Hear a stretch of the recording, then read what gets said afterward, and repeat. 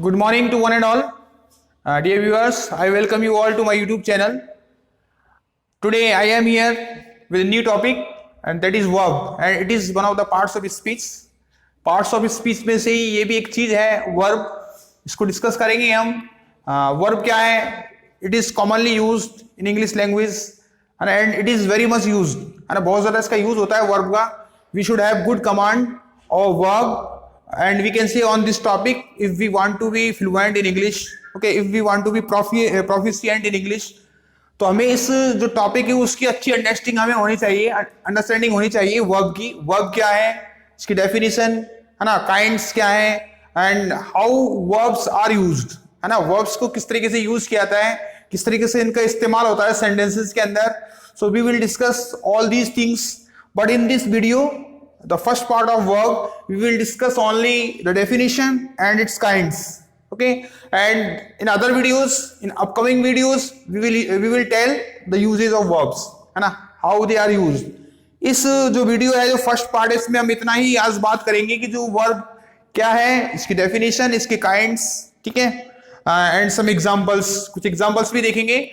फिर इसको और आगे कैसे यूज किया जाता है, वर्ब्स को किस किस तरीके से इस्तेमाल होता है, किन किन कंडीशंस में होता है ना, वो सारी चीजें हम आगे डिस्कस करेंगे.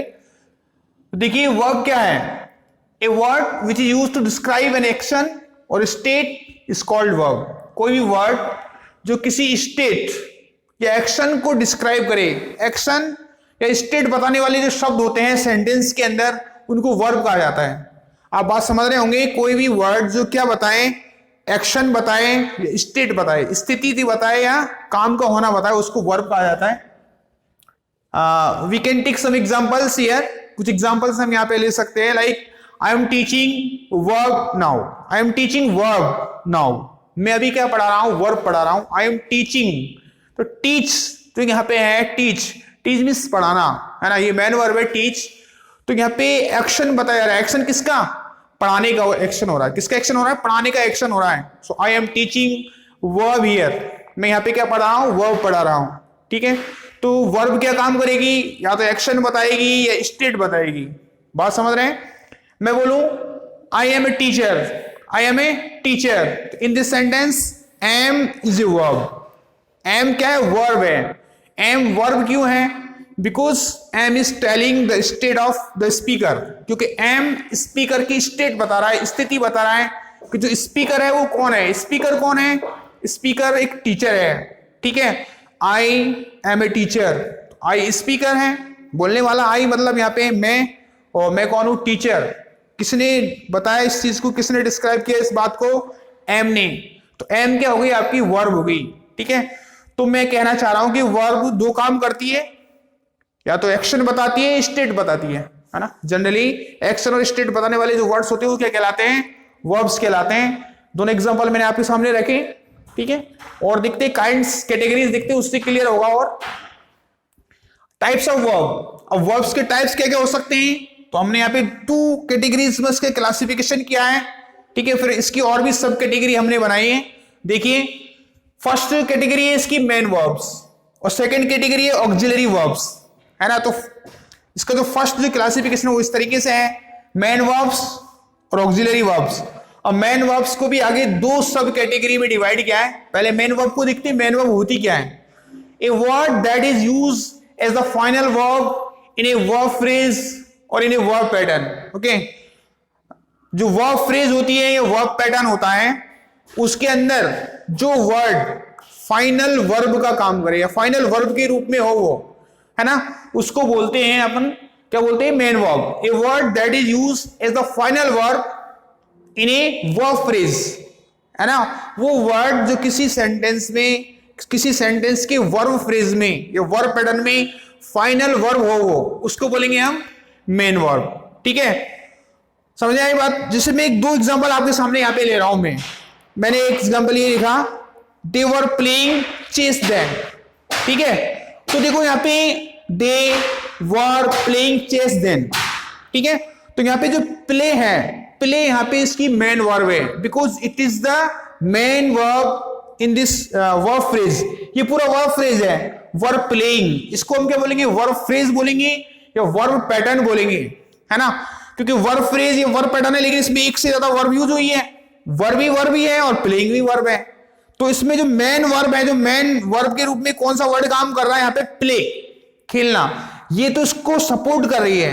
वर जो है ना, वर तो प्ले को सपोर्ट कर रहा है, वर तो, ठीक है, इसलिए वर तो क्या कहलाएगा, ऑक्सिलरी या हेल्पिंग वर्ब, और जो प्ले है, जो फाइनल वर्ब है इस वर्ब फ्रेज के अंदर, वो कहलाएगी मेन वर्ब।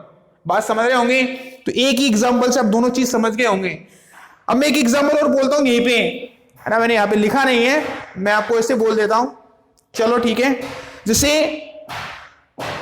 दे वर स्ट्रेंजर्स, अजनबी लोग, STRANGERS, ठीक है, आप लोग जानते हैं, दे वर स्ट्रेंजर्स। अब यहां पे जो वर है ना, यहां पे वर, दे वर स्ट्रेंजर्स।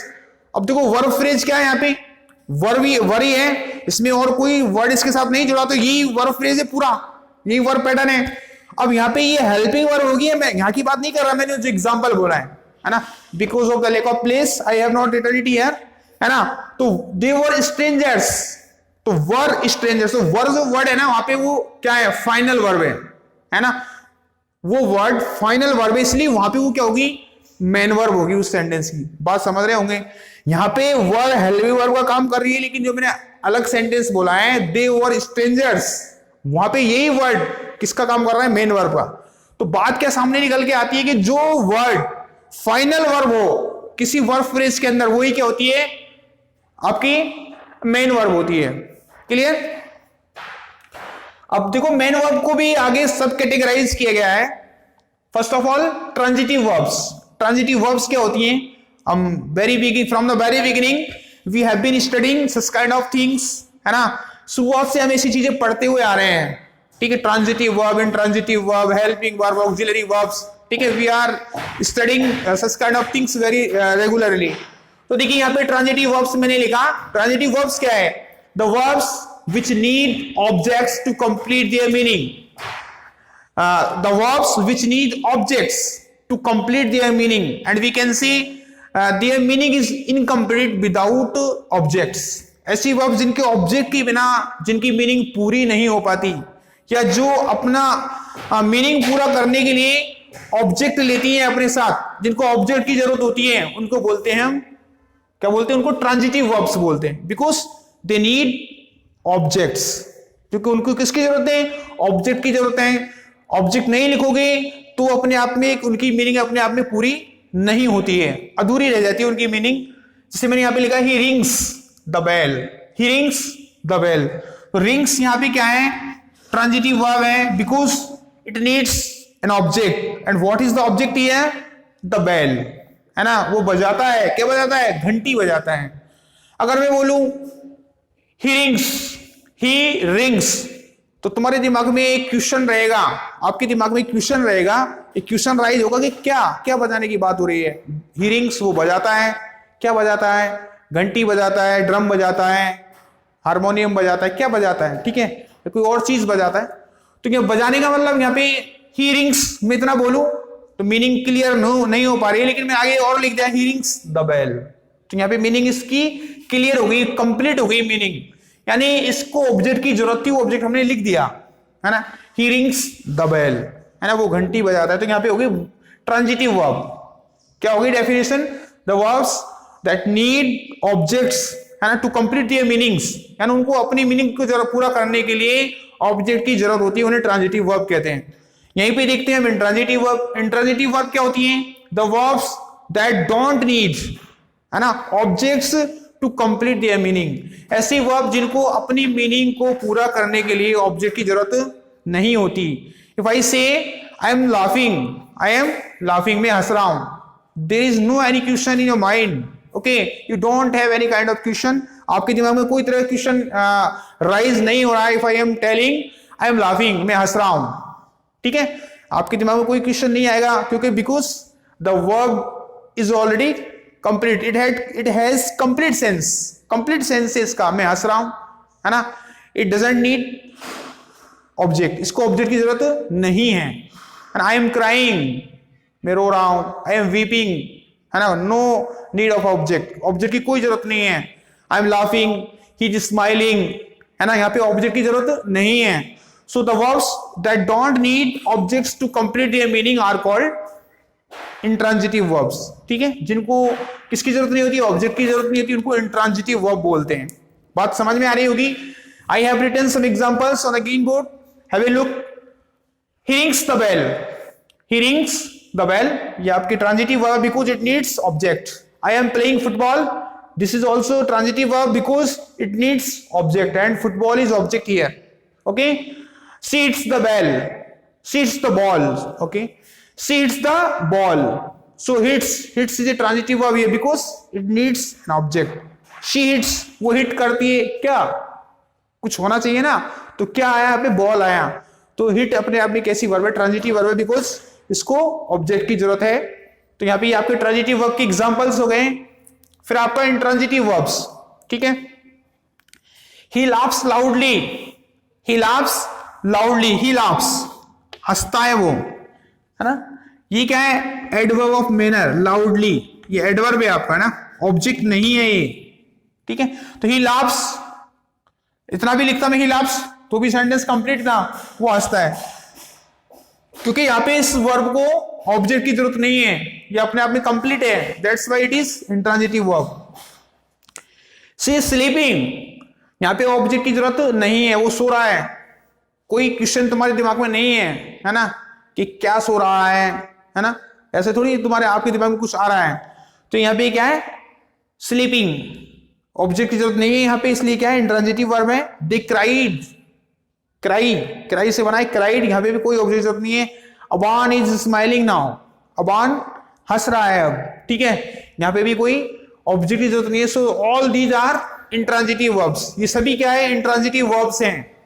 और other information about these kinds of verbs, transitive verbs जो होती हैं, they can be changed into passive voice, transitive verbs can be changed into passive voice, but intransitive verbs cannot be changed into passive voice. Why? Because intransitive verb don't have objects, that's why they cannot be changed into passive voice। और क्योंकि इनमें object नहीं होता इसलिए इनको passive voice में नहीं बदलते। ट्रांजिटिव वर्ब्स में ऑब्जेक्ट होता है इसलिए इनको हम पैसिव वॉइस में बदल सकते हैं, चेंज कर सकते हैं। ठीक है, और देखिए, तो ये हो गई आपकी मैन वर्ब की दो कैटेगरी हो गई। And I want to say one thing, this is only the introducing part of verb. जो वर्ब टॉपिक है इसका ये इंट्रोड्यूसिंग पार्ट है, ओनली आपको इंट्रोड्यूस कराया जा रहा है as a parts of speech. ठीक है, पार्ट्स ऑफ स्पीच के रूप में we will discuss it in a broad manner in next videos, in upcoming videos. तो ये हो गया आपका इंट्रांजिटिव वर्ब हो गया। ऑक्सिलरी वर्ब्स, ये जो मैन वर्ब हमने एक कैटेगरी पढ़ी थी, उसकी दो कैटेगरी होगी, सब कैटेगरी। फिर दूसरा है ऑक्सिलरी वर्ब्स, है ना। ऑक्सिलरी वर्ब्स क्या है, an auxiliary verb helps a main verb of a sentence by adding tense, mood, voice और मोडालिटी, है ना। ऑक्सिलरी वर्ब्स जो होती हैं, they don't have independent existence, they don't have independent existence, उनका इंडिपेंडेंट अस्तित्व नहीं होता, इंडिपेंडेंट वजूद उनका नहीं होता, स्वतंत्र नहीं होता उनका वजूद। They are always come to support another verb, है ना, वो हमेशा किसी दूसरी वर्ब के सपोर्ट के लिए यूज होती हैं, तब वो क्या कहलाती हैं, ऑक्सिलरी वर्ब कहलाती हैं। ऑक्सिलरी का मतलब यहाँ पे हेल्पिंग, है ना, the synonym for auxiliary is helping, है ना। तो ये हेल्पिंग वर्ब से ऑक्सिलरी वर्ब्स, और दूसरा नाम ले सकते हैं हेल्पिंग वर्ब्स, तो नाम ये हेल्पिंग वर्ब। हेल्पिंग वर्ब नाम क्यों पड़ा है इनका, because they come to help another verb, क्योंकि वो हमेशा दूसरी वर्ब की हेल्प करने के लिए आती हैं। They don't use separately, they are not use separately, उनको सेपरेटली यूज नहीं किया जाता। ठीक है, तो यहाँ डेफिनेशन भी मैंने इसी तरीके से लिखी है। An auxiliary verb helps a main verb, ये मैन वर्ब की हेल्प करती है, ऑफ ए सेंटेंस, जो किसी भी सेंटेंस में यूज हुआ है, by adding tense, mood, voice और मॉडलिटी। और ये वहां पे मैन वर्ब के साथ में यूज होके, है ना, ये क्या बताती है, टेंस बताती है उस वर्ब का, जिस वर्ब के साथ हुई है ना, उस टेंस बताती है उस सेंटेंस का, ये कौन सा टेंस है, किस मूड कैसा है ना। और या तो मूड को बताएंगी या टेंस को बताएंगी। मूड आप जानते हैं, आपको मॉडल्स में हमने आपके साथ में बात की थी, डिस्कस किया था कि कैपेसिटी, है ना, और परमिशन, गैस, ठीक है ना, एडवाइस, ये सब क्या है, मूड। तो ये मूड बताती है, टेंस बताती है, ये वॉइस एक्टिव वॉइस है कि पैसिव वॉइस है, मॉडलिटी है ना, वही मॉडल से रिलेटेड है। तो टेंस, मूड, वॉइस, मॉडलिटी बताने का काम करती है कौन? Auxiliary verbs. अब ऑक्सिलरी वर्ब्स को भी दो कैटेगरी में यहां पे डिवाइड करते हैं हम। एक तो होता है प्राइमरी ऑक्सिलरीज और दूसरा होता है आपका मॉडल ऑक्सिलरीज, है ना। प्राइमरी ऑक्सिलरीज क्या है, ये तो बात क्लियर हो गई। ऑक्सिलरीज जो है हमेशा मेन वर्ब के साथ यूज होती हैं, किसके लिए? उनकी सपोर्ट के लिए, हेल्प के लिए, इसलिए इनको ऑक्सिलरी वर्ब्स कहते हैं। अगर ये इंडिपेंडेंटली यूज हो रही है, ये चीजें जो आप यहां पे देख रहे हो, is, am, are, was, were, has, have, had, do, does, did, इनको आपने देखा होगा ये इंडिपेंडेंटली भी यूज होती है ना। I am a teacher, I am a teacher, am independent use हो गया यहाँ पे एम का, है ना, किसी के सपोर्ट के लिए नहीं आया। तो यहाँ पे ये हेल्पिंग वर्ब नहीं है, यहाँ पे ये क्या है? यहाँ पे ये मैन वर्ब है, एज ए मैन वर्ब है, ठीक है ना, ये ध्यान रखना है आपने। और they are teachers, they are students, are यहाँ पे हेल्पिंग वर्ब नहीं है। हेल्पिंग वर्ब कब होती? आर के साथ कोई और दूसरी मैन वर्ब लगी होती है। यहाँ पे वो इंडिपेंडेंट यूज हुआ तो वहां पे वो हेल्पिंग वर्ब नहीं है ना, वहां पे वो क्या, वहां पे as a main verb use हुआ है उसका, ठीक है। तो देखो प्राइमरी ऑक्सिलरीज क्या है, कौन कौन सी हैं? जैसे इज, एम, आर, यानी बी फॉर्म। बी फॉर्म जो है इज, एम, आर, वॉज, वर, ये सब क्या कहलाती है? बी फॉर्म कहलाती है। इज, एम, आर, ये बी की प्रेजेंट फॉर्म है, ये फर्स्ट फॉर्म है। वॉज, वर, ये बी की सेकंड फॉर्म है, या कह सकते हैं पास्ट फॉर्म है। इज, एम, आर, वॉज, वर, एक तो ये हो गई आपकी, है ना, ये बी फॉर्म हो गई। एक हैव की form, has, have, had. Has, have की सिंगुलर फॉर्म है और फर्स्ट फॉर्म है। हैव फर्स्ट, हैव तो मेन वर्ब हो गई आपकी। हैज सिंगुलर और हैव ये प्लूरल फॉर्म हो गई, है ना। और हैड सेकंड फॉर्म हो गई, थर्ड फॉर्म भी हैड ही होती है इसकी, ठीक है। तो ये हैज, हैव, हैड, ये हैव की फॉर्म है सभी। किसकी फॉर्म है? हैव की। ये इनका यूज भी ऑक्सिलरी वर्ब्स के तौर पे होता है। डू, डज, डिड, ये डू की फॉर्म है सारी की सारी। Do, does singular plural, does singular, do plural, did second form, ठीक है। तो ये क्या हो गई? ऑक्सिलरी वर्ब्स हो गई। ऑक्सिलरी में भी कौन सी? Primary auxiliaries. अब इनका यूज होता कैसे है?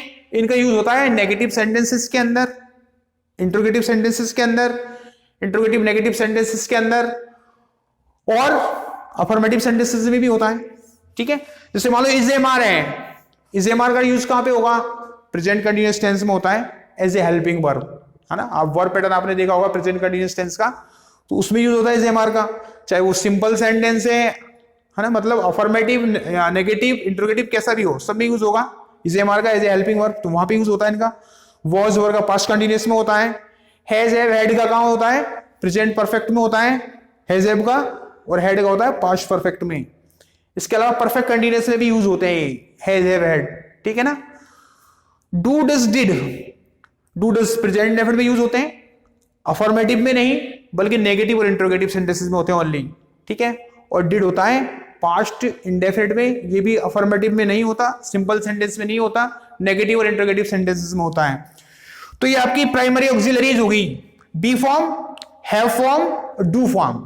बी फॉर्म में is, am, are, was, were, have form में हैज, हैव, हैड, और डू फॉर्म में डू, डज, डिड। क्लियर?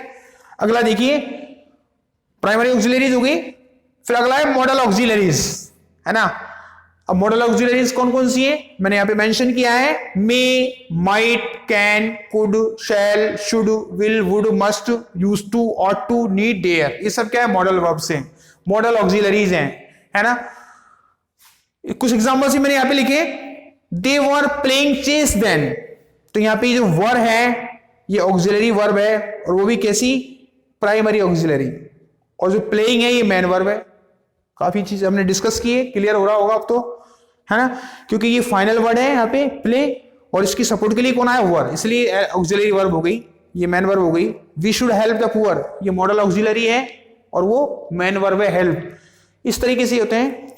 कुछ और बातें जो आप लोगों के लिए यूजफुल हो सकती हैं, वह ध्यान रखनी है आपको। मॉडल्स के साथ में हमेशा रूट फॉर्म आती है, ध्यान रखना है। कई बार हम बताते हैं और ये हमारे लिए बहुत ज्यादा यूजफुल भी होती है। कई जगह हमें इन बातों को याद रखने से हमें बेनिफिट मिलता है ना। हम एरर्स से बचते हैं कि मॉडल्स के साथ हमेशा रूट फॉर्म आती है। इसी तरीके से इज, एम, और वॉज, वर, है ना, हैज, हैव, हैड, ये सारी की सारी चीजें, इज, एम, और वॉज, वर, हैज, हैड, इनके साथ हमेशा थर्ड फॉर्म आएगी, थर्ड फॉर्म यूज होगी, है ना। ये बहुत नोटेबल चीज है। और डू, डज, डिड, इनके साथ हमेशा फर्स्ट फॉर्म यूज होगी। तो देखिए मॉडल्स, डू, डज, डिड, इनके साथ हमेशा फर्स्ट फॉर्म यूज होगी। Is, am, are, was, were, has, have, had, इनके साथ हमेशा थर्ड फॉर्म यूज होगी। ये दो बातें आपको काफी एरर से बचाएंगी। ठीक है, आप इसी तरीके से हमारे वीडियोस को देखते रहें। आप अगर कंप्लीट नॉलेज हासिल करना चाहते हैं ग्रामर की आसान तरीके से। एक बात और मैं बताना चाहता हूं डियर व्यूअर्स, हो सकता है आपको वीडियोस हमारी लेंथी लगती हो, बड़ी लगती हो, but I want to ensure you that we provide complete knowledge of grammar. Okay, we don't believe in shortcuts. हम शॉर्टकट्स में किसी तरह का बिलीव नहीं करते। हम चाहते हैं स्टूडेंट्स को कंप्लीट नॉलेज मिले और उसी पर्पस को ध्यान में रखते हुए हम वीडियोस तैयार करते हैं। तो आप कंप्लीट नॉलेज हासिल करना चाहते हैं ग्रामर की, तो आप इसी तरीके से हमारे वीडियोस को पूरी तरीके से देखते रहें, हमारे चैनल को सब्सक्राइब करें और आपके जो रिलेटिव्स हैं, फ्रेंड्स हैं, उनको भी सब्सक्राइब करें। सब्सक्राइब करने के लिए बोलें ताकि सभी लोगों को बेनिफिट मिल सके। Thank you and have a nice day.